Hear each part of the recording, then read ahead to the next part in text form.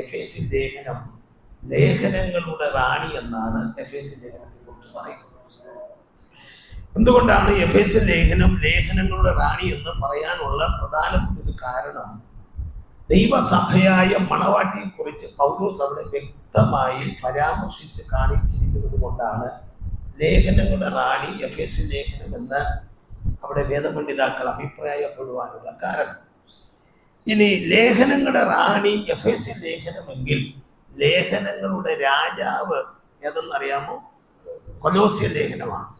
ലേഖനങ്ങളുടെ രാജാവ് കൊലോസ്യ ലേഖനം എന്ന് പറയാൻ കാരണം ആത്മമണവാളനായ ക്രിസ്തുവിനെ വരച്ചു കാണിച്ചിരിക്കുകയാണ്. ഇനി എഫേസ്യ ലേഖനത്തിന്റെ ഏറ്റവും പ്രധാനപ്പെട്ട വാക്യങ്ങളിൽ എന്നെ ഫീൽ ചെയ്തൊരു വാക്യം, കുറെ വാക്യങ്ങളുണ്ട്, അതിൽ 1-2 കാര്യങ്ങൾ ഞാൻ പറയാം. എഫേസ്യ ലേഖനം 1-ാം അധ്യായം 3-ാം വാക്യം നമ്മൾ പഠിക്കുമ്പോൾ സ്വർഗത്തിലെ സകല ആത്മീക അനുഗ്രഹങ്ങളാലും ക്രിസ്തുവിൽ നമ്മെ അനുഗ്രഹിച്ചിരിക്കുന്ന, പെട്ടെന്ന് വായിച്ചാട്ട് ഒരാള്, നമ്മുടെ അനുഗ്രഹങ്ങളാലും നമ്മെ ക്രിസ്തുവിൽ അനുഗ്രഹിച്ചിരിക്കുന്ന നമ്മുടെ കർത്താവായ യേശു ക്രിസ്തുവിന്റെ ദൈവവും പിതാവുമായവൻ വാഴ്ത്തപ്പെട്ടവൻ അടുത്ത് നാം അവന്റെ സന്നിധിയിൽ വിശുദ്ധരും നിഷ്കളങ്കരുമാകേണ്ടതിന് അവൻ ലോകസ്ഥാപനത്തിനു മുമ്പേ അവനിൽ നമ്മെ എന്ത് ചെയ്തു? തെരഞ്ഞെടുത്തു. എനിക്കത് ഭയങ്കര ഇഷ്ടമാണ്. കർത്താവ് നമ്മൾ എപ്പോഴാണ് തെരഞ്ഞെടുത്തതെന്ന് ചോദിച്ചാൽ ലോകസ്ഥാപനത്തിനു മുമ്പേ എന്ന് പറഞ്ഞാൽ ഈ ആകാശത്തിനും ഭൂമിക്കും അടിസ്ഥാനം ഇടുന്നതിന് മുൻപേ സാക്ഷാൽ ദൈവമായവൻ നമ്മെ തെരഞ്ഞെടുത്തു എന്ന് പറഞ്ഞാൽ ഇന്ന് രാത്രി എത്ര പേർക്ക് സ്തോത്രം ചെയ്യാൻ കഴിയും? എന്തിനു വേണ്ടി തെരഞ്ഞെടുത്തു എന്ന് ചോദിച്ചാൽ പാപത്തിൽ പിറന്ന ഞാനും നിങ്ങളും ദൈവസന്നിധിയിൽ വിശുദ്ധരും നിഷ്കളങ്കരുമാകേണ്ടതിന് ലോകസ്ഥാപനത്തിനു മുമ്പേ ദൈവം നമ്മെ തെരഞ്ഞെടുക്കുവാനിടയായി. ഇന്ന് രാത്രി എനിക്ക് നിങ്ങളോട് പറയാനുള്ള കാര്യം, അവൻ പാപത്തിൽ പിറന്നു വീണ ഒരു മനുഷ്യൻ നിത്യതയ്ക്ക് വേണ്ടി ഒരുക്കപ്പെടണമെങ്കിൽ, കർത്താവിനോടുകൂടെ വാസം ചെയ്യണമെങ്കിൽ അവൻ ഈ ഭൂമിയിൽ വിശുദ്ധരും നിഷ്കളങ്കരുമായി ജീവിക്കണം. മനസ്സിലായോ? അതിനു വേണ്ടിയിട്ടാണ് കർത്താവ് നമ്മളെ തെരഞ്ഞെടുത്തത്. ഇനി എന്നെ വളരെ ചിന്തിപ്പിച്ച 2-ാമത്തെ വാക്യം ഞാനങ്ങ് വേണമെങ്കിൽ പറഞ്ഞുവിടാം. എഫേസ്യ ലേഖനം 2-ാം അധ്യായം 19-ാം വാക്യം, ഇനി നമ്മൾ അന്യരും പരദേശികളുമല്ല, വിശുദ്ധന്മാരുടെ സഹപൗരന്മാരും ദൈവത്തിന്റെ ഭവനക്കാരും അത്രേ. എന്ന് പറഞ്ഞാൽ പണ്ട് നമ്മൾ അന്യരായിരുന്നു, പരദേശികളായിരുന്നു, പുറംപറമ്പിൽ തള്ളപ്പെട്ടവരായിരുന്നു. എന്നാൽ ഇന്ന് നമ്മെ വിശുദ്ധന്മാരുടെ സഹപൗരന്മാരാക്കി ദൈവത്തിന്റെ ഭവനക്കാരാക്കി മാറ്റിയ ആ ദൈവത്തിന്റെ കൃപ എത്ര പേർക്ക് രാത്രി കർത്താവിനെ സ്വാഗതം ചെയ്യാൻ കഴിയും? നമ്മൾ എന്തുകൊണ്ട് കർത്താവിനെ സ്നേഹിക്കുന്നു? എന്തുകൊണ്ട് നമ്മൾ കർത്താവിനെ ആരാധിക്കുന്നു? നമുക്ക് ഈ ലോകപ്രകാരം കുറെ നന്മകൾ തന്നത് കൊണ്ടല്ല, ഇല്ലേ? ഈ ലോകപ്രകാരം ഒരുപാട് അനുഗ്രഹങ്ങൾ നമുക്ക് തന്നത് കൊണ്ടല്ല.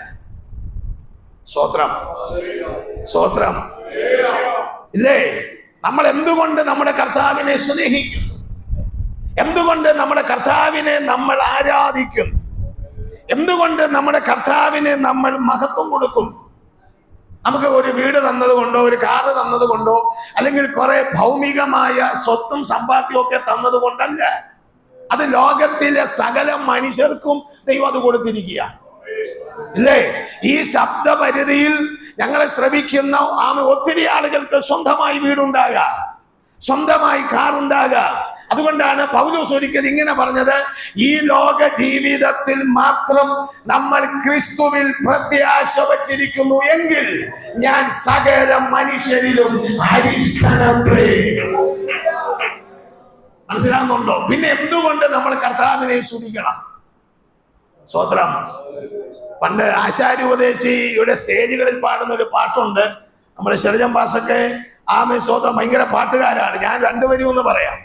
പുറംപറമ്പിൽ കിടന്ന എന്നെ, പുറംപറമ്പിൽ കിടന്നതാ, പണ്ട് പുറംപറമ്പിൽ കിടന്നതാ. സ്തോത്രം. അതെ, മുഖമൊക്കെ ഒരുമാതിരി പരിവക്കേട് പിടിച്ചുകൊണ്ടിരിക്കുകയാണല്ലോ പുറംപറമ്പിൽ കിടന്നെന്ന് പറഞ്ഞപ്പോ. നമ്മളാരും ദൈവമക്കളായി ജനിച്ചവരല്ല, നമുക്കിതുമായി യാതൊരു സംബന്ധവും ഇല്ലായിരുന്നു.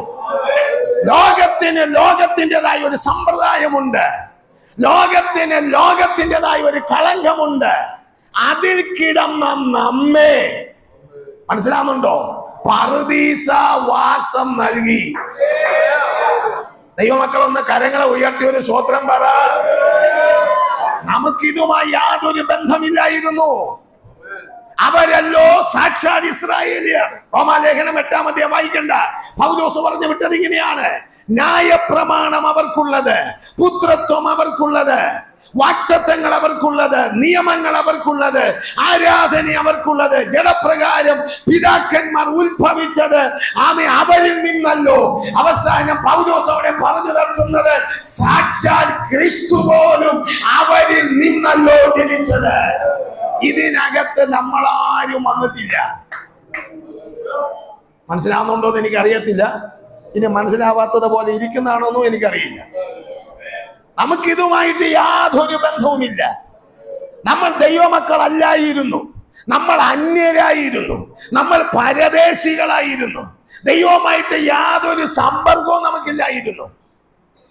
പക്ഷെ കൃപയാൽ, നിങ്ങൾ സ്വത്രം പറയാത്തോണ്ട് ഒന്നുകൂടെ ഞാൻ പറയാം, കൃപയാൽ കാലാകാലങ്ങളിൽ സർവശക്തനായ ദൈവം നമ്മെ വിളിച്ചു വേർതിരിച്ചു. എന്റെ വേദികളിൽ ഞാൻ വളരെ അഭിമാനത്തോടെ സന്തോഷത്തോടെ എല്ലാവരും ചേർത്ത് പറയുന്ന ഒരു വാക്യമുണ്ട്. എല്ലാവരും ചേർത്ത് പറയാം: നിങ്ങളോ അന്ധകാരത്തിൽ നിന്ന് അത്ഭുത പ്രകാശത്തിലേക്ക് വിളിച്ചവന്റെ സദ്ഗുണങ്ങളെ ഓർമ്മിപ്പാൻ തെരഞ്ഞെടുക്കപ്പെട്ട ജാതി, രാജകീയ പുരോഹിത വർഗം, ആമേൻ, ദൈവത്തിന്റെ സ്വന്തം ജനവും വിശുദ്ധ വംശവുമാകുന്നു. മനസ്സിലായോ? അന്ധകാരത്തിൽ കിടന്നതാ. പക്ഷെ ദൈവം തമ്പുരാൻ നമ്മെ അത്ഭുത പ്രകാശത്തിലേക്ക് കൊണ്ടുവന്നു. ഇന്ന് രാത്രി ഞാൻ നിങ്ങളുടെ മുമ്പിൽ നിന്ന് പ്രസംഗിക്കുമ്പോൾ ഞാൻ എന്തുകൊണ്ട് ദൈവത്തെ സ്തുതിക്കുന്നു, ദൈവത്തെ സ്നേഹിക്കുന്നു എന്ന് ചോദിച്ചാൽ, എനിക്ക് ഒരു ആക്സിഡന്റ് ഉണ്ടായാൽ തകർന്നു പോകുന്ന ഒരു ബൈക്ക് തന്നതുകൊണ്ടല്ല, ഒരു കാറ് തന്നതുകൊണ്ടല്ല, ഒരു ഭൂകമ്പം ഉണ്ടായാൽ ഇടിഞ്ഞു വീഴുന്ന ഒരു വീട് തന്നതുകൊണ്ടല്ല, ഇവിടെ നശിച്ചു പോകുന്ന കുറച്ച് കാശ് തന്നതുകൊണ്ടല്ല. ഇന്ന് രാത്രി ഞാൻ കർത്താവിനെ സ്തുതിക്കുന്നത് അന്ധകാരത്തിൽ കിടന്ന എന്നെ അത്ഭുത പ്രകാശത്തിലേക്ക് കൊണ്ടുവന്നൊരു മഹാദൈവം ഇന്ന് രാത്രി എനിക്ക് വേണ്ടി സ്വർഗത്തിലുണ്ട്. ഈ ശബ്ദവെന്തിൽ കേൾക്കുന്ന സകല മാലോകരും കേൾക്കട്ടെ. ഇന്ന് അന്ധകാരത്തിന്റെ അനുഭവങ്ങൾ കിടക്കുന്ന വ്യക്തികളെ വെളിച്ചത്തിലേക്ക് കൊണ്ടുവരുവാൻ ഈ ലോകത്തിൽ ഒരേ ഒരു മാർഗമേ ഉള്ളൂ. അതാണ് കർത്താവ് യേശു ക്രിസ്തു. അതുകൊണ്ടാണ് അപ്പോസ്തല പ്രവൃത്തികളിൽ അപ്പോസ്തലന്മാർ വിളിച്ചു പറഞ്ഞത്, മറ്റൊരുത്തനും രക്ഷയില്ല. അതിന്റെ അർത്ഥം മറ്റൊരുത്തിനും രക്ഷയില്ല. നാം രക്ഷിക്കപ്പെടുവാൻ ആകാശത്തിന്റെ കീഴിൽ മനുഷ്യരുടെ ഇടയിൽ നൽകപ്പെട്ട വേറൊരു നാമവുമില്ല. അതിന്ന് രാത്രി നമ്മൾ തിരിച്ചറിഞ്ഞേ മതിയാവും. മനസ്സിലാവുന്നുണ്ടോ? എഫേസ്യ ലേഖനത്തിന്റെ മനോഹാരിത എന്ന് പറഞ്ഞാൽ അവിടെയാണ് കിടക്കുന്നത്. നമ്മൾ പണ്ട് അന്യരായിരുന്നു, പരദേശികളായിരുന്നു. പുത്രത്വത്തിന് നമ്മൾ അവകാശികളല്ലായിരുന്നു. മനസ്സിലാവുന്നുണ്ടോ? പുത്രത്വം എന്ന് പറഞ്ഞാൽ അബ്ബാ, പിതാവേ എന്ന് വിളിച്ചപേക്ഷിക്കാനുള്ള അവകാശം. അത് നിസ്സാരമല്ല. നമ്മൾ ഇച്ചിരി കൈയടിച്ച് ബഹളം ഉണ്ടാക്കണമെങ്കിൽ ഇപ്പോഴത്തെ ഒരു ട്രെൻഡ് ഉണ്ട്. ഇന്ന് ഇവിടെ ചിലത് സംഭവിക്കാൻ പോവുകയാണ്. ഒന്നും സംഭവിക്കില്ല. 9:15 വീട്ടിൽ പോയത് വന്നതുപോലെ ഇന്നിവിടെ ചിലത് നടക്കാൻ പോവുകയാണ് എന്നൊക്കെ പറഞ്ഞാൽ നമുക്ക് ഇച്ചിരി കുലുക്കൊക്കെ വരും.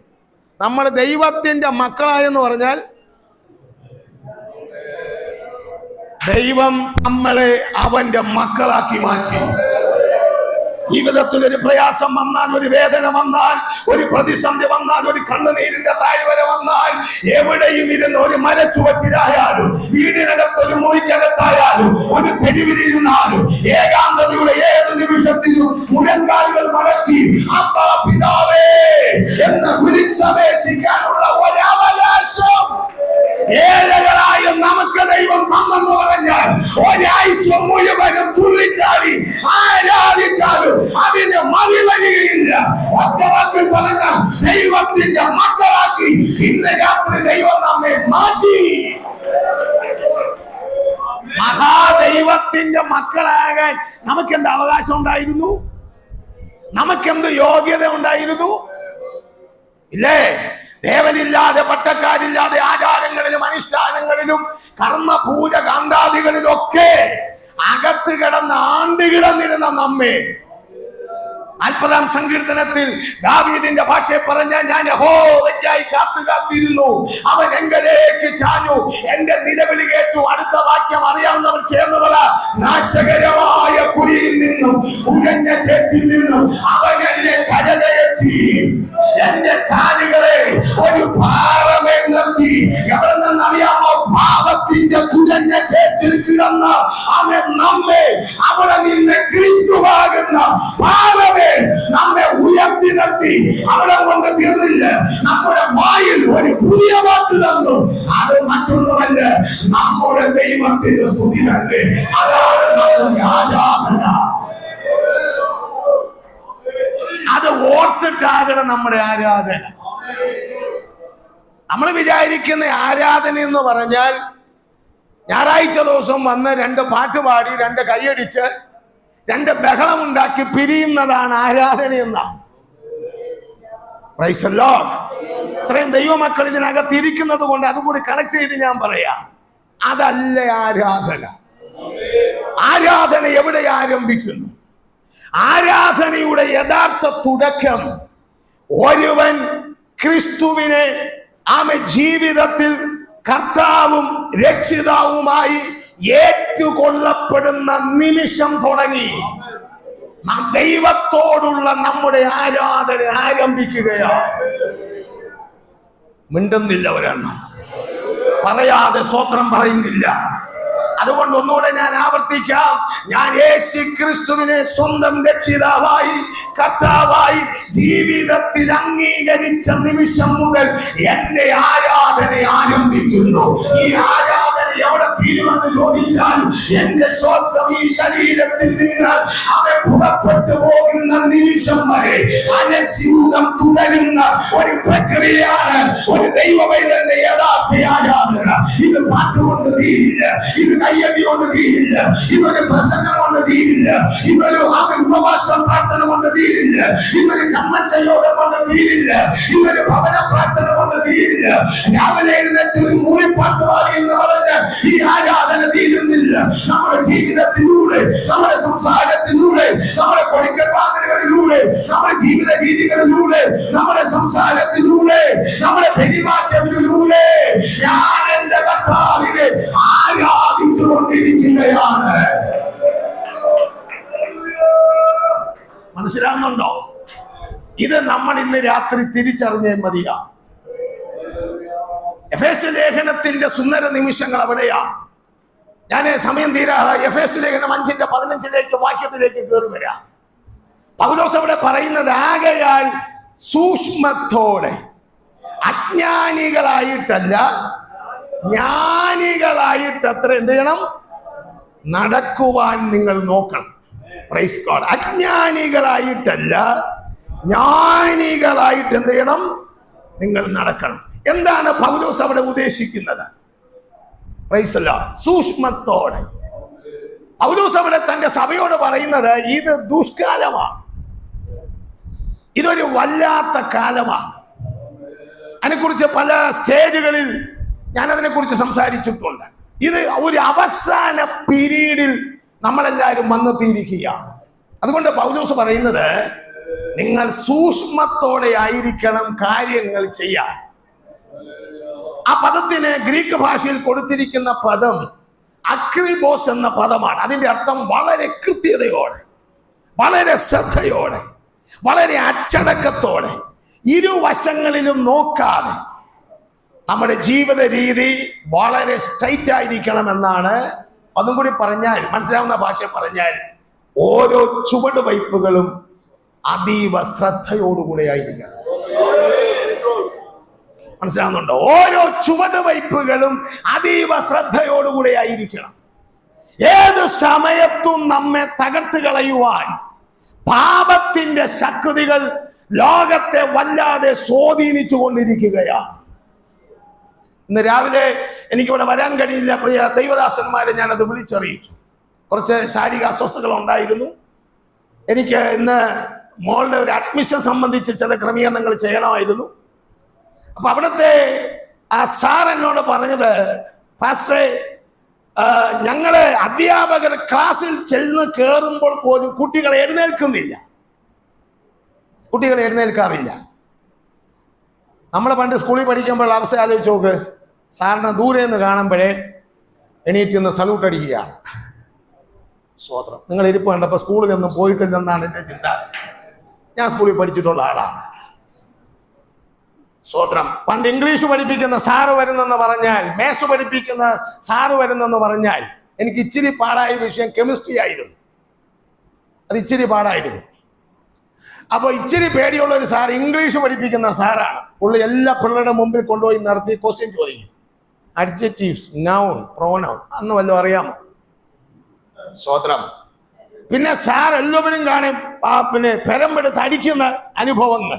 അതുകൊണ്ട് എല്ലാ കുട്ടികൾക്കും സാറുമാരെ കാണുമ്പോൾ ഒരു ബഹുമാനമാണ്. ഇന്നും ഞാൻ ഒത്തിരി അധ്യാപകരെ കാണാറുണ്ട്. ചിലരൊക്കെ ഭൂമിയിൽ നിന്ന് പോയി, കുറച്ച് പേരിന്ന് ശേഷിപ്പായിട്ടുണ്ട്. അവർ ചിലയിടത്തൊക്കെ വെച്ച് കാണും. എന്നോട് ചോദിക്കും, റിജു പാസ്റ്റാണല്ലേ, ഞങ്ങൾ അറിഞ്ഞെന്ന് പറഞ്ഞു. ഞാൻ ചോദിക്കും, സാറ് സുഖമാണോ? വളരെ ഭവ്യതയോടെ. അന്നത്തെ റെസ്പെക്റ്റ് ഇന്നും ആ അധ്യാപകരെ കാണുമ്പോൾ ഞങ്ങൾ കൊടുക്കാറുണ്ട്. കാര്യം അതിന് അവർ അർഹരാണ്. മനസ്സിലാവുന്നുണ്ടോ? പക്ഷെ ഇന്നത്തെ കാലഘട്ടം എന്ന് പറഞ്ഞാൽ പിള്ളേർ പോലും എഴുന്നേൽക്കുന്നില്ല. സാറ് ക്ലാസ്സിൽ വരുമ്പോൾ പിള്ളേരിരുന്ന് വർത്തമാനം പറയുക. ഇന്ന് ഞാൻ കേട്ടൊരു വർത്തമാനമാണ്. എന്താ? ഒരു ദുഷ്കാലം, ഒരു വല്ലാത്ത കാലത്തിലൂടെ നമ്മൾ മുന്നോട്ട് പോയിക്കൊണ്ടിരിക്കുക. മനസ്സിലാവുന്നുണ്ടോ? Price the Lord. ഇവിടെ നമ്മൾ എങ്ങനെ ജീവിക്കണം? സൂക്ഷ്മത്തോടെ, അജ്ഞാനികളായിട്ടല്ല, ജ്ഞാനികളായിട്ട് എത്രയും നടപ്പാൻ നോക്കുക. ഇന്ന് രാത്രി ശബ്ദം കേൾക്കുന്ന മുഴുവൻ ആളുകളും, അകത്തും പുറത്തുമുള്ള ആളുകൾ അറിയണം, ഇതൊരു അവസാന പിരീഡാണ്. രക്ഷിക്കപ്പെട്ടവരറിയണം, സ്നാനപ്പെട്ടവരറിയണം, ആരാധനയ്ക്കിരുന്ന് ഉറങ്ങുന്ന ആളുകൾ അറിയണം, ആരാധന മുടക്കുന്ന ആളുകൾ അറിയണം, ഇടയോഗങ്ങൾ മുടക്കുന്ന ആളുകൾ മനഃപൂർവ്വമല്ലാതെ മനഃപൂർവ്വമായി ചില സാഹചര്യങ്ങൾ നമ്മൾ മുടങ്ങിപ്പോകുന്ന സാഹചര്യങ്ങൾ വരാം. പണ്ട് നമുക്ക് ദൈവത്തോടുണ്ടായിരുന്ന സ്നേഹം, ബഹുമാനം, ആദരവ്, അനുസരണം, അച്ചടക്കം, വിശ്വസ്തത, ദൈവകൃപ, ഇതൊക്കെ നഷ്ടപ്പെട്ട ആളുകൾ ഇന്ന് രാത്രി എന്റെ ശബ്ദം കേൾക്കുന്നെങ്കിൽ ഒരു കാര്യം തിരിച്ചറിയണം, ഏറ്റവും ഒടുവിലത്തെ പീരീഡിൽ നമ്മൾ വന്നെത്തിയിരിക്കുക. ഒരുപാട് കാലം നമുക്കിന്ന് ഈ ഭൂമിയിൽ ഇനി ജീവിതമില്ല. ഒരു 40 വയസ്സൊക്കെ ആയവരൊന്ന് ചിന്തിച്ചു നോക്ക്, പകുതി വന്നെത്തിയിരിക്കുകയാണ്. അപ്പൊ 60 വയസ്സുകാരുടെ അവസ്ഥ ആലോചിച്ച് നോക്ക്. Price the Lord. 70 വയസ്സ് കഴിഞ്ഞവരുടെ അവസ്ഥ ആലോചിച്ച് നോക്ക്. ചേട്ടൻ നെഞ്ചിടിക്കുന്നത് എനിക്ക് ഇവിടെ നിന്ന് കാണാം, ആത്മാവിലല്ല, അല്ലാതെ. 75 വയസ്സ് കഴിഞ്ഞവരുടെ അവസ്ഥ ആലോചിച്ച് നോക്ക്. ഇങ്ങനെയൊക്കെ നടത്തുന്നത് ഒരു ദൈവകൃപയല്ലേ? Price the Lord. എന്ന് പറഞ്ഞാൽ ഏതാണ്ട് പണ്ട് ഇവിടെ നിങ്ങളുടെ അടുത്തുള്ള സ്ഥലമാണ് അമരവള സിയോൻ പാസ്റ്റർ. അദ്ദേഹത്തിൻ്റെ വേർപാട് എന്നെ വളരെ ദുഃഖിപ്പിച്ച ഒരു സംഭവമാണ്. ഞാൻ അതുവഴിയൊക്കെ പോകുമ്പോൾ എൻ്റെ ഹൃദയം വല്ലാതെ നെഞ്ചിടിക്കുമ്പോൾ എനിക്ക് ഫീൽ ചെയ്യും. അദ്ദേഹത്തെ ആ ഒരു ശൈലിയിൽ പ്രസംഗിക്കുന്ന ഒരു മനുഷ്യൻ പിന്നെ വന്നിട്ടില്ല ട്രിവാൻഡ്രത്ത്. അതുകൊണ്ട് ഒരു സങ്കടം. അദ്ദേഹത്തെ പോലെ ഒരു ശുശ്രൂഷനെ നമുക്ക് കിട്ടില്ല. അദ്ദേഹം എപ്പോഴും പറയുന്ന ഒരു കാര്യമുണ്ട്, ഷൂക്കേസിൽ കയറാൻ സമയമായെന്നാണ്. പുള്ളി ശവപ്പെട്ടിയെ കുറിച്ച് പറയുന്നത് ഷൂട്ട് കേസ് എന്നാണ്. ഇപ്പോഴാണ് മനസ്സിലായത്. എൻ്റെ നാട്ടിൽ ട്രിവാൻഡ്രം സിറ്റിയിൽ ഏറ്റവും കൂടുതൽ ശവപ്പെട്ടി വിൽക്കുന്നത് ഞങ്ങളുടെ നാട്ടിലാണ്, അന്തിർക്കോണത്തുകാരനാണ്. അദ്ദേഹത്തിൻ്റെ അവിടെ 2 ലക്ഷം രൂപയുടെ പെട്ടിയുണ്ട്, 2 ലക്ഷം രൂപയുടെ പെട്ടിയുണ്ട്. UK, USA, ചൈന എല്ലായിടത്തു നിന്നുള്ള പെട്ടിയുണ്ട്. മനസ്സിലായില്ലേ? ദൈവമേ,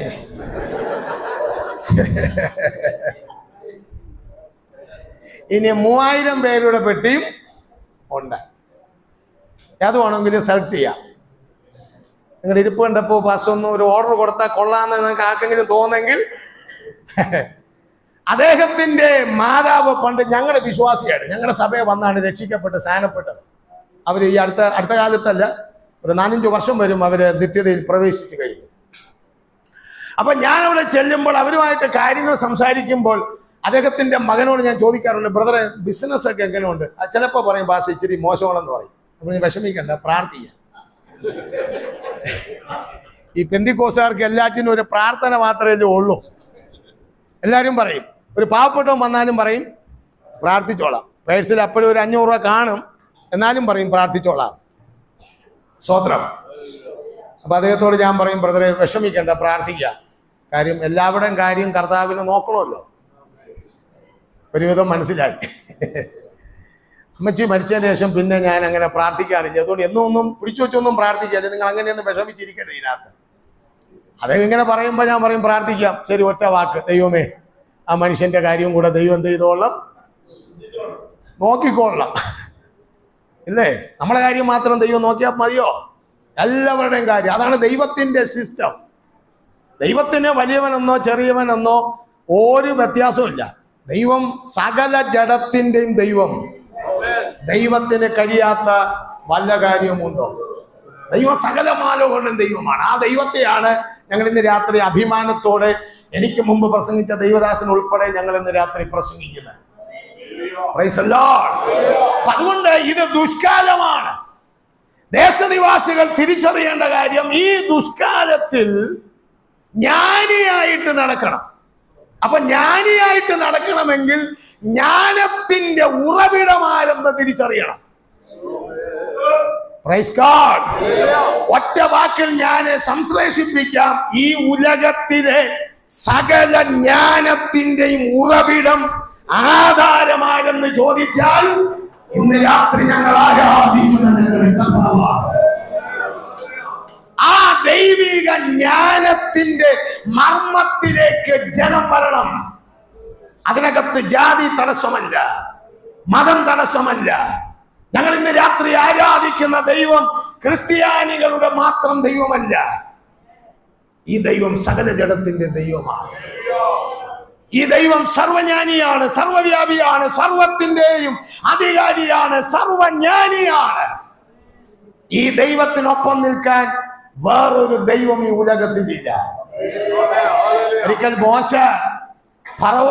മോശയുടെ അടുക്കൽ കർത്താവ് വന്നു. കർത്താവും മോശയും തമ്മിൽ ഭയങ്കര ഒരു സംഭാഷണം നടന്നു.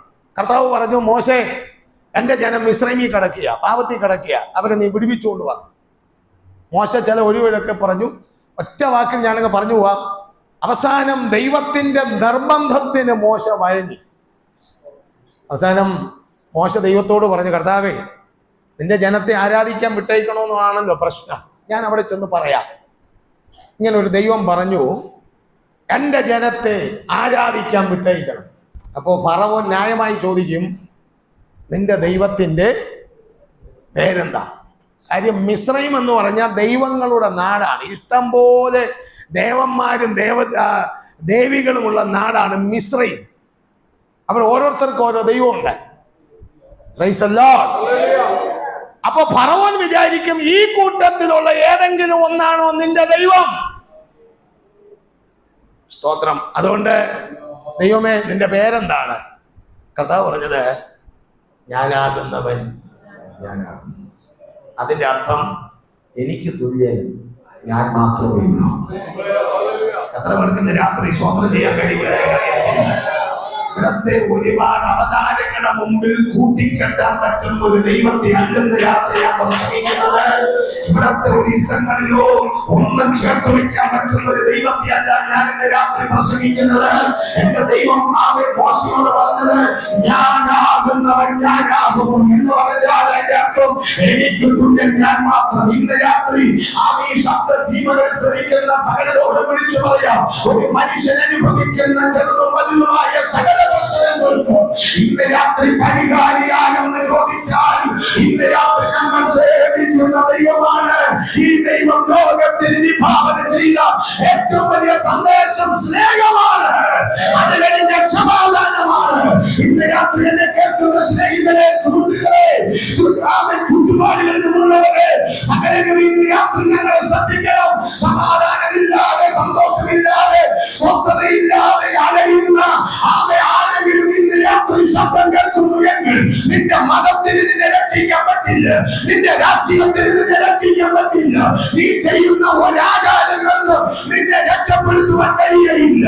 നിന്നെ രക്ഷപ്പെടുത്തുവാൻ കഴിയുന്ന ഒരേ ഒരു നാമം, അത് എല്ലാ നാമത്തിനു മേലായ യേശുവിന്റെ നാമമാണ്.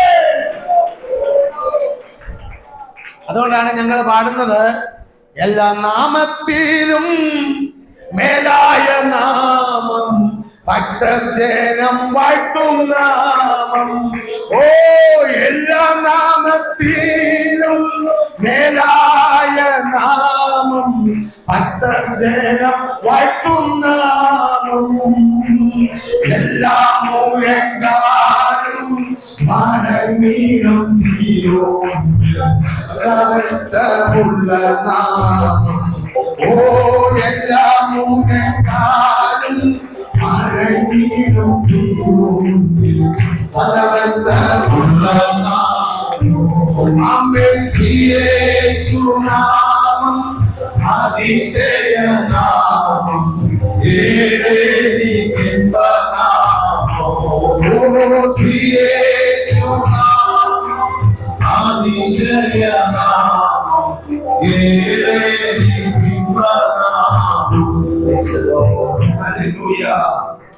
ഒരു വാക്യം കൂടെ വായിച്ച് ഞാൻ അവസാനിപ്പിക്കാം. നമ്മുടെ സമയം ഏതാണ്ട് തീർന്നു കഴിഞ്ഞിരിക്കുകയാണ്. സ്വതന്ത്രം ചെയ്യുന്നു. റോമാലേഖനം 13-ാം അധ്യായം 11-ാമത്തെ വാക്യം. ഇത് ചെയ്യേണ്ടത് എന്തെന്നാൽ ഉറക്കത്തിൽ നിന്ന്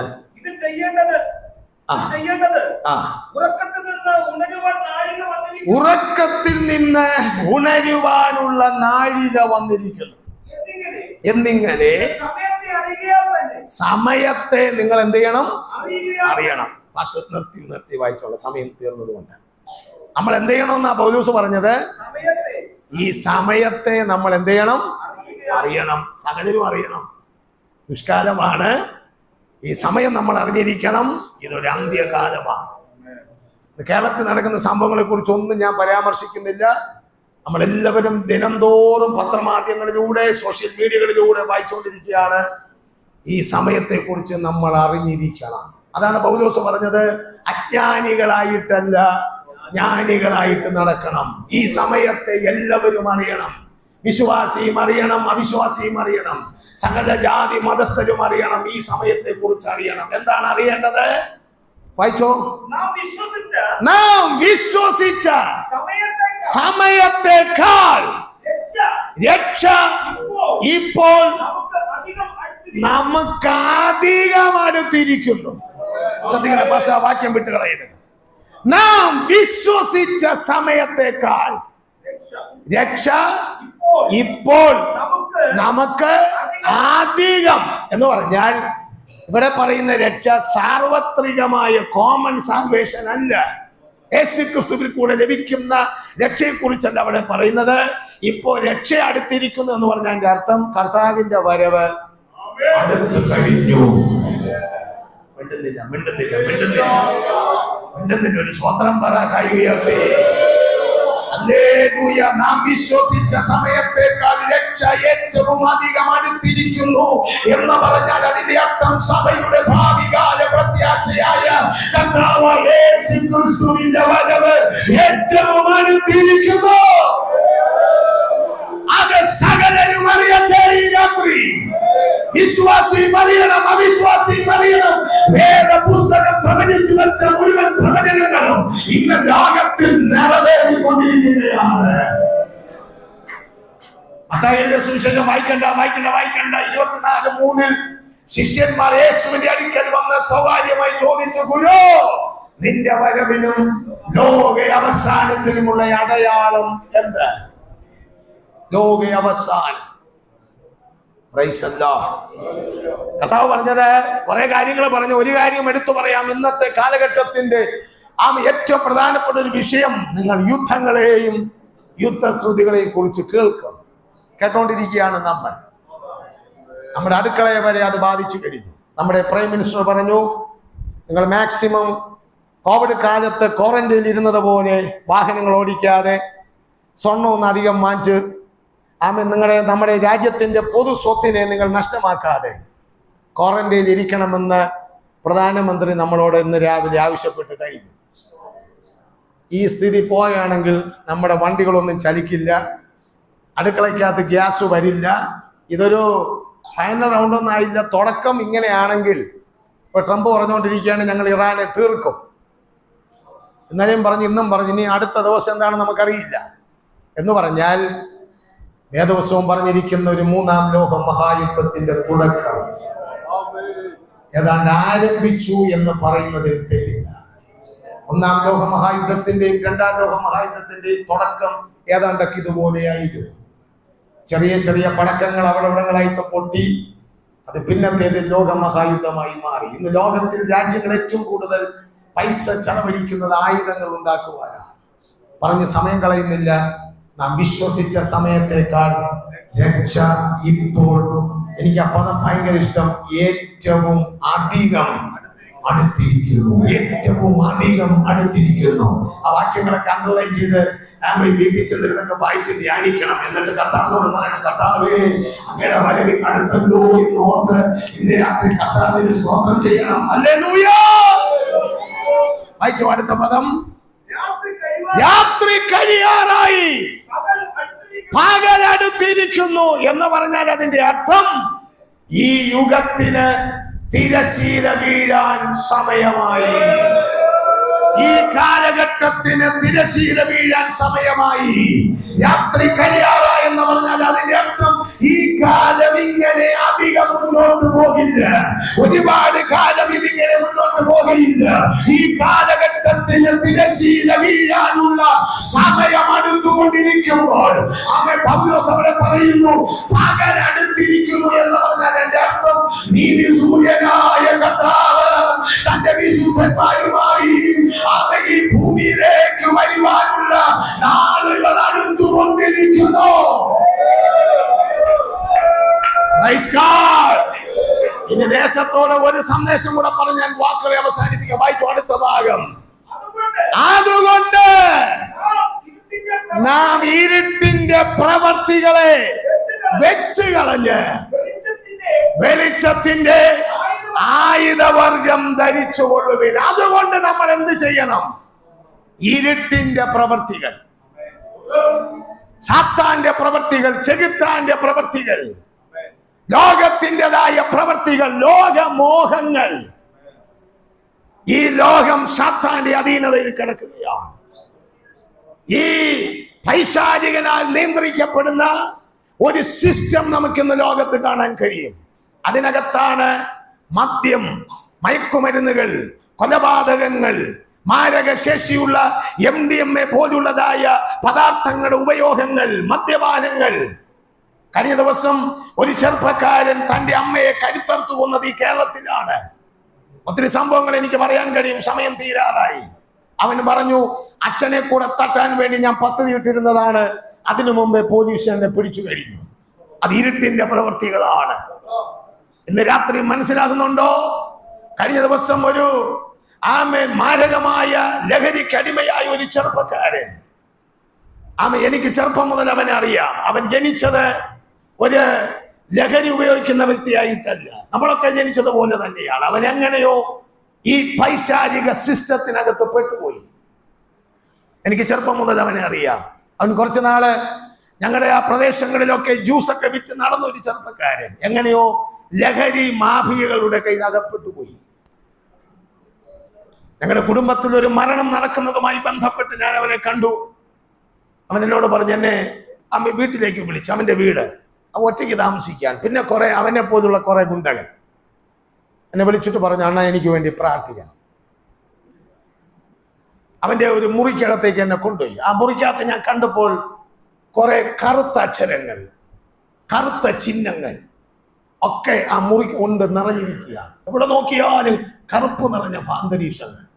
അത് കണ്ടപ്പോഴേ എനിക്ക് മനസ്സിലായി, പൈശാചിക സിസ്റ്റത്തിനകത്ത്, ആ സംവിധാനത്തിനകത്ത് പെട്ട് കിടക്കുകയാണ്. ഞാൻ അവനോട് പറഞ്ഞു, കുട്ടാ, നിന്നെ രക്ഷിക്കാൻ ഇനി കഴിയുന്ന ഒരേ ഒരു നാമം യേശുവിന്റെ നാമമാണ്. പക്ഷേ നിങ്ങൾ ഇന്ന് രാത്രി അറിയണം, അവൻ ചെവി കൊള്ളാൻ തയ്യാറായില്ല. ഞാൻ പ്രാർത്ഥിച്ചു കൊണ്ടിരിക്കുമ്പോൾ അവന് എന്തോ ചില അസ്വസ്ഥതകൾ പോലെ അവന് ഫീൽ ചെയ്തു. ഞാൻ പറഞ്ഞു, നിനക്കറിയാലോ എൻ്റെ സ്ഥലം, അവിടെ ഇന്ന് ചർച്ച ഉണ്ട്, നീ എന്നെ കാണാൻ വരണം, പ്രാർത്ഥിക്കണം. നീ മുന്നോട്ട് വന്നില്ല എങ്കിൽ നീ സേവിക്കുന്ന, നീ കൊണ്ടു നടക്കുന്ന ഈ ഇരുട്ടിന്റെ സംവിധാനങ്ങൾ കാലയവനിയേക്കുള്ളിലേക്ക് നിന്നെ കൊണ്ടുപോകും. അത് സംഭവിക്കാതിരിക്കണമെങ്കിൽ നിനക്ക് രക്ഷപ്പെടാൻ ഒരേ ഒരു മാർഗം, ഒന്നര മാർഗമില്ല. ദൈവദാസന്മാർ പറയുന്നത് ഞാൻ കടമെടുത്ത് പറയാം, 2 മാർഗമില്ല, ഒരേ ഒരു മാർഗം. അത് കർത്താവായ യേശു ക്രിസ്തുവാണ്. ആ കർത്താവിന് മാത്രമേ ഇനി നിന്നെ രക്ഷിക്കാൻ കഴിയൂ. ഞാൻ അവന് വേണ്ടി പ്രാർത്ഥിച്ചു. ഞാൻ ഇറങ്ങി വന്നു. അവൻ അത്രത്തോളം ഗൗരവമായി അവനെ ഉൾക്കൊണ്ടില്ല. അവന്റെ ശരീരഭാഷ കണ്ടപ്പോൾ എനിക്ക് മനസ്സിലായി അവൻ ഇത് ഉൾക്കൊണ്ടില്ല എന്ന് എനിക്ക് മനസ്സിലായി. അടുത്ത് ഞാൻ കേൾക്കുന്ന വാർത്ത പറഞ്ഞ് അവൻ ഇറങ്ങി 7 ദിവസം തികയുന്നതിനകം വെച്ച് 1 മുഴം കയറിൽ അവൻ തന്റെ ജീവിതം അവസാനിപ്പിച്ചു. അവന്റെ മരണ വാർത്ത അറിഞ്ഞ് അവന്റെ ഡെഡ് ബോഡി കാണാൻ, ശവശരീരം കാണാൻ ഞാൻ രാവിലെ പോയി. അവന്റെ അമ്മ മാറിയിരുന്ന് കരയുന്നു, അവന്റെ അപ്പൻ പൊട്ടി കരയുന്നു. ഞാൻ അവന്റെ ആ ഡെഡ് ബോഡി കാണുമ്പോൾ ഞാൻ എൻ്റെ മനസ്സിൽ പറഞ്ഞു, കുട്ടാ, കഴിഞ്ഞ ആഴ്ച നീ യേശുവിനെ സ്വീകരിച്ചിരുന്നെങ്കിൽ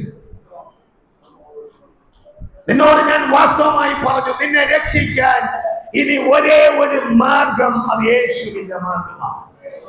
നിനക്ക് ഞാൻ രക്ഷാമാർഗം ഓടിത്തന്നു, നിനക്ക് രക്ഷപ്പെടുവാനുള്ള വഴി ഞാൻ ഉപദേശിച്ചു തന്നു. പക്ഷേ നിനക്കത് ഉൾക്കൊള്ളാൻ കഴിഞ്ഞില്ല. അതിന് കൊടുക്കേണ്ടി വന്ന വില എന്തെന്നറിയാമോ? ഈ ഉലകത്തിലെ ഒരു ജീവിതം മാത്രമല്ല, നിത്യമായ സ്വർഗത്തിൽ സർവശക്തനായ ദൈവത്തോടുകൂടെ വസിക്കേണ്ട, യുഗായുഗം വസിക്കേണ്ടതായ ഒരു കാലഘട്ടം ഒരു ദിവസമോ ഒരു വർഷമോ കൊണ്ട് തീരുന്നതല്ല. ആ നിത്യ സൗഭാഗ്യത്തിൽ എന്നേക്കും രാജാക്കന്മാരായി വാഴേണ്ട ഈ ചെറുപ്പക്കാരൻ, അവൻ അവിടെ എത്തിച്ചേരേണ്ട മാർഗമായ ക്രിസ്തുവിന്റെ മാർഗത്തെ നിരസിച്ചത് നിമിത്തം അവന് കൊടുക്കേണ്ടി വന്ന വില നിത്യമായ നരകത്തിൽ. ഈ ഭൂമിയും ആകാശമൊന്നല്ല, യുഗായുഗങ്ങൾ സാത്താനും അവന്റെ കൂട്ടർക്കും വേണ്ടി ഒരുക്കിയ അനിത്യ നരകക്കുഴി. ജീവിതാവസാനം എന്നല്ല, യുഗായുഗങ്ങൾ, കോടാനുകോടി വർഷങ്ങൾ അവൻ കഴിയേണ്ടി വരികയാണ്. ഇനി രക്ഷയ്ക്ക് മാർഗമില്ല. എവിടെ പോകണമെന്ന് തീരുമാനിക്കേണ്ടത് ഈ ഭൂമിയിൽ നമ്മൾ ജീവിക്കുമ്പോഴാണ്. ദൈവമക്കളോടും ദേശത്തോടും 2 ദൂത് പറഞ്ഞ് ഞാൻ നിർത്താം. നിങ്ങൾക്ക് ഇഷ്ടപ്പെട്ടാലും ഇല്ലെങ്കിലും. 1, എനിക്ക് വേണമെങ്കിൽ ദൈവത്തോട് ചേർന്ന് തൊട്ടുരുമി നടക്കാം. സ്വത്രം പറയാത്തോണ്ട് ഒന്നുകൂടെ പറയാം. നമ്മൾ 9 മണി കഴിയുമ്പോൾ മുഖം വീർപ്പിക്കുന്നവരാണ്. ആശുപത്രി പോയോക്ക് രാത്രി വേണമെങ്കിൽ കുത്തിയിരിക്കും, ഐസിയുടെ മുമ്പിൽ നിൽക്കേണ്ടി വന്നാൽ ആർക്കും അങ്ങനെയുള്ള ഗതി വരും. ഞാൻ മെഡിക്കൽ കോളേജ്, എൻ്റെ ഭാര്യയുടെ വീട് മെഡിക്കൽ കോളേജാണ്, ഞാൻ പറഞ്ഞില്ല ബന്ധമൊക്കെ. അതുവഴി പോകുമ്പോൾ കൈയൊടുത്തിട്ട് പറയും, ദൈവം ഇവിടെ വരേണ്ട അവസ്ഥ ആർക്കും വരുത്തരുതെന്ന്. അത്ര മാനസികമായ വേദനകൾ ഞാൻ അനുഭവിച്ചിട്ടുണ്ട്. അതിനെക്കുറിച്ചൊന്നും ഞാൻ പറയുന്നില്ല. സ്തോത്രം. ശ്രദ്ധിച്ചു കേള. 5 മിനിറ്റ് കുഴപ്പമൊന്നുമില്ല. എനിക്ക് വേണമെങ്കിൽ ദൈവവുമായിട്ട് ചേർന്ന് നടക്കാം, തൊട്ട് ഉരുമി നടക്കാം. ഇവിടെ നടന്ന മനുഷ്യന്മാരുണ്ട്. ഹാനോക്ക് ദൈവത്തോട് ചേർന്ന് നടന്ന മനുഷ്യനാണ്. പുതിയ നിയമത്തിലെ ഹന്നാ പ്രവാചകി ജീവിതം മൊത്തം തകർന്നു പോയിട്ടും ദൈവാലയം വിട്ടുപിരിയാതെ ഉപവാസത്തിലും പ്രാർത്ഥനയിലും കഴിച്ചു പോകുന്ന എനിക്ക് വേണമെങ്കിൽ പത്രോസിനെ പോലെ അകലം വിട്ട് പിൻചെല്ല. കർത്താവിനെ ഒരു ഡിസ്റ്റൻസിൽ നിർത്തിയിട്ട് ഒരു പനി വരുമ്പോൾ, ജലദോഷം വരുമ്പോൾ, പിടിച്ചു നിൽക്കാൻ പറ്റാത്ത പ്രതിസന്ധി വരുമ്പോൾ ഓടി കർത്താവിന്റെ അടുക്കൽ വന്നിട്ട്, കർത്താവേ സഹായിക്കണമേ. നമ്മുടെ കർത്താവിന്റെ പ്രത്യേകത, കണ്ണുനീര് കണ്ടാൽ മാറാത്ത ദൈവം. അവിടെ ഒരു തുള്ളി കണ്ണുനീര് വീണ കർത്താവ് സൗഖ്യമാക്കും. വീണ്ടും എനിക്ക് പഴയ വഴിയിലേക്ക് തിരിച്ചു വരാം. ഇല്ലെങ്കിൽ കർത്താവിനെ വിട്ട് എന്നേക്കുമായി പിരിഞ്ഞു പോകാം. അതിനുള്ള സ്വാതന്ത്ര്യം ദൈവം നമുക്ക് തന്നിരിക്കുക. 2 ദേശത്തോട് എനിക്ക് പറയാനുള്ളത്, നിങ്ങൾക്ക് ഇന്ന് രാത്രി നിത്യമായ സ്വർഗം ബൈബിൾ വിഭാവന ചെയ്യുന്ന സ്വർഗം 2600 വർഷങ്ങളുടെ പുറകിൽ ബൈബിൾ പ്രവചിച്ച പ്രവചന സത്യങ്ങൾ ഇന്ന് ലോകത്ത് നിറവേറിക്കഴിഞ്ഞെങ്കിൽ നിങ്ങൾക്ക് വേണമെങ്കിൽ ഈ സത്യത്തിലേക്ക് വരാം. ഈ സത്യത്തിലേക്ക് വന്നാൽ നിങ്ങൾക്ക് ലഭിക്കുന്ന സൗഭാഗ്യം ഈ ലോക ജീവിതത്തിന്റെ സമാധാനം മാത്രമല്ല, നിത്യയുഗം കർത്താവിനോടൊപ്പം. വാക്യം ഞാൻ പറയുമ്പോൾ നിങ്ങൾ ചേർന്ന് എന്നോടുകൂടി ചേർന്ന് പറയണം. നിങ്ങളുടെ ഹൃദയം കലങ്ങിപ്പോകരുത്. എന്നിൽ വിശ്വസിച്ച് ചേർന്ന് പറയാം. നിങ്ങളുടെ ഹൃദയം കലങ്ങിപ്പോകരുത്. എന്നിൽ വിശ്വസിപ്പി. എന്റെ പിതാവിനെ വിശ്വസിപ്പി. എന്റെ പിതാവിന്റെ ഭവനത്തിന് അനേകം വാസനകളുണ്ട്. ഇല്ലെങ്കിൽ ഞാൻ നിങ്ങളോട് പറയുമായിരുന്നു, ഞാൻ ഇതാ സ്ഥലമൊരുക്കാൻ പോകുന്നു, ഞാൻ പോയി സ്ഥലമൊരുക്കുക, ഞാൻ ഇരിക്കുന്ന ഇടത്ത്. അങ്ങനെ പറഞ്ഞ ഒരു ദൈവം ഈ ഉലകത്തിൽ കർത്താവല്ലാതെ വേറെ ഒരാളുമില്ല സുഹൃത്തേ, വേറെ ആരുമില്ല. ഞാൻ ഇരിക്കുന്ന ഇടത്ത് നിങ്ങളെ ആരായി നിങ്ങൾ പാപത്തിന്റെ ശാപത്തിന്റെ ചേച്ചുകണ്ടത്തിൽ കിടന്ന നിങ്ങളെയും ഇരുത്തേണ്ടതിന് ഞാൻ പിന്നെയും വന്ന് നിങ്ങളുടെ പാദം ഭയങ്കര ഇഷ്ടമാണ്, നിങ്ങളെ ഞാൻ ചേർത്തുകൊള്ളാം. മറ്റുള്ളവരൊരു സ്വപ്നം നിങ്ങളെ ഞാൻ ചേർത്ത് പിടിക്കും. നിങ്ങളുടെ മതങ്ങൾ നിങ്ങളെ ചേർത്ത് പിടിക്കില്ല. ഈ ലോകത്തിന്റെ ഒരു സംവിധാനങ്ങളും നിങ്ങളെ ചേർത്ത് പിടിക്കില്ല. നിങ്ങൾക്കൊരു പ്രതിസന്ധി വരുമ്പോൾ നിങ്ങളെ തള്ളിക്കളയും അവകളൊക്കെ. പക്ഷെ നിങ്ങളെ ചേർത്ത് പിടിച്ച് ഈ ഉലകത്തിലെ ജീവൻ മാത്രമല്ല, നിത്യജീവനിലേക്ക് നിങ്ങളെ ചേർത്ത് പിടിക്കുന്ന ഒരേ ഒരു നാമം, ഇന്ന് രാത്രി ഞങ്ങൾ പ്രസംഗിക്കുന്ന നാമം. ദൈവസന്താനത്തിന് എഴുന്നേറ്റ് നിൽക്കാം.